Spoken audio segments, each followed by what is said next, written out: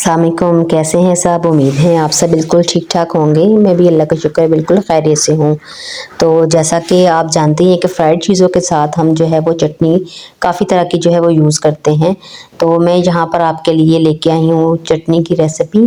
इसमें यह है कि आप 3 तरह से इसको बना सकते हैं एक ही चटनी को। तो चलिए बनाना स्टार्ट करते हैं। यहाँ पे एक पंच जो है वो मैंने हरे धनिया का ले लिया था, उसका रफली सा जो है वो काट लिया है और उसके बाद 2-3 पानियों से इसको हम अच्छी तरह धो लेंगे। 10 से 12 जो है वो हरी मिर्चें लिए हैं, क्योंकि इतनी तीखी नहीं थी तो मैंने जो है वो 10 से 12 ली हैं। आप अपने टेस्ट के हिसाब से ले सकते हैं, जितना आप जो है वो तीखा पसंद करते हैं। तो धनिया जो है वो हमने 2-3 पानियों से अच्छी तरह धो लेना है।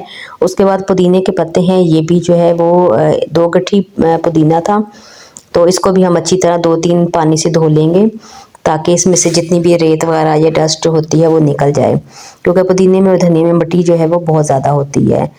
तो इसके बाद हम हरी मिर्चें ले लेंगे और उनको रफली सा चॉप कर लेंगे। आप चाहें तो साबुत भी जो है वो ब्लेंडर में डाल सकते हैं, लेकिन ज़रा आसानी हो जाती है, जल्दी पिस जाती हैं फिर मिर्चें।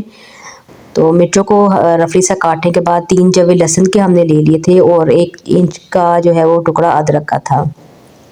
इसको भी लेके हम रफली सा काट लेंगे और अब इन तमाम चीज़ों को डालते हैं ब्लेंडर जार में। और इसके बाद जो है हम इसमें ऐड करेंगे 1 टेबलस्पून भरकर सफ़ेद ज़ीरा। इससे जो है हमारी चटनी की खुशबू और जायका बहुत जो है वो इन्हेंस होता है। तो ये जो है इंग्रेडिएंट आप ज़रूर ऐड कीजिएगा।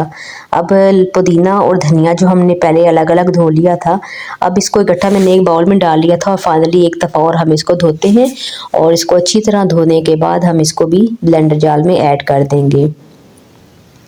यहाँ पर यह है कि ब्लेंडर को हम बहुत ज़्यादा नहीं घुमाएंगे, थोड़ा रोक रोक के, जैसे थोड़ा सा चलाया फिर रोका, फिर चलाया फिर रोका, तो उससे ये है कि धनिए का पुदीने का जो कलर है वो ख़राब नहीं होता। अब बिल्कुल थोड़ा सा पानी लेंगे, जस्ट 2 to 3 टेबलस्पून, और वो इसमें डालेंगे और हम चटनी जो है वो पीस लेंगे। चटनी बड़ी जल्दी से पिस जाएगी। तो देखिए फाइनल पहली जो हमारा स्टेप है चटनी का वो कंप्लीट है। यहाँ पर यह है कि मैं इसको आपको बाउल में डाल के भी दिखा देती हूँ। ये देखें, ये हमारी हो गई हरी चटनी कंप्लीट। अब इस पॉइंट पर हम कर सकते हैं इसको, आप चाहें तो क्यूब्स में डाल के इसको फ्रीज़ कर लें, चाहे तो जो है वो किसी एक ही कंटेनर में डाल लें और ज़रूरत के हिसाब से इसको निकाल कर यूज़ करते रहें। अब दही जो है वो 4 से 5 चम्मच मैंने लिया है। जितनी आपको चटनी बनानी है आप उस लिहाज से दही लेंगे और इसको हम दही को अच्छी तरह फेंट लेते हैं। दही जितना अच्छा हमारा फेंटा हुआ होगा उतनी स्मूथ जो है वो हमारी चटनी बनती है।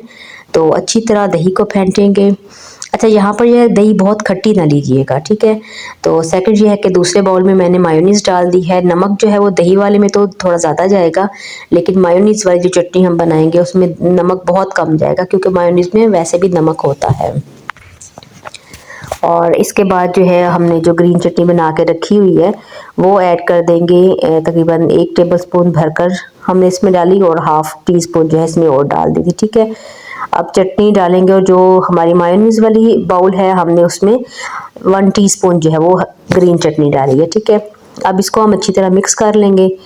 मिक्सिंग हम इसकी बहुत अच्छे से करेंगे ताकि दही में जो है वो चटनी हमारी बड़ी अच्छे से मिल जाए और फाइनल जो है इसकी लुक आप देखेंगे तो वो बहुत ही ज़बरदस्त होगी। तो इसको अच्छी तरह हम फेंट लेते हैं। अच्छा, जो हमने ग्रीन चटनी रेडी की है इसको हम जो है वो 1 महीने से ज़्यादा, 1 महीना 1.5 महीना आराम से आप इसको फ्रीज़र में रख के यूज़ कर सकते हैं, ठीक है। जैसे ज़रूरत हो उस हिसाब से निकाली, उसको डीप फ्रीज़ किया और उसको जो है वो चटनी जिस तरह की चटनी में आप ऐड करना चाहें आप उसको ऐड कर सकते हैं। दही वाली हमारी चटनी यहाँ पर रेडी है। आप जो मायोनीज़ वाली चटनी, मायोनीज़ में हमने चटनी ग्रीन डाली थी उसको मिक्स कर लेते हैं। अच्छा, यहाँ पर मुझे मायोनीज़ जो है वो थोड़ी कम लग रही थी, तो इस पॉइंट पर फिर मैंने इसमें जो है वो 4 to 5 टेबलस्पून जो है मज़ीद मायोनीज़ ऐड किया था।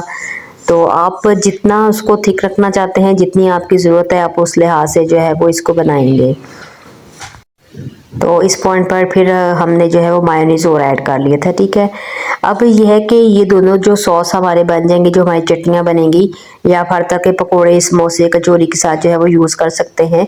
इवन हर तरह के राइस के साथ भी इसको जो है वो आप इस्तेमाल कर सकते हैं। तो ये रही हमारी मायोनीज़ चटनी, ये दही वाली चटनी और ये जो है हमारी रेगुलर जो ग्रीन चटनी। आज की जो रेसिपी है वो आपको पसंद आए तो वीडियो लाइक और शेयर ज़रूर कीजिएगा। चैनल पर नए हैं तो चैनल को भी सब्सक्राइब ज़रूर कीजिएगा। मिलते हैं किसी और वीडियो के साथ, जब तक के लिए अल्लाह हाफिज़।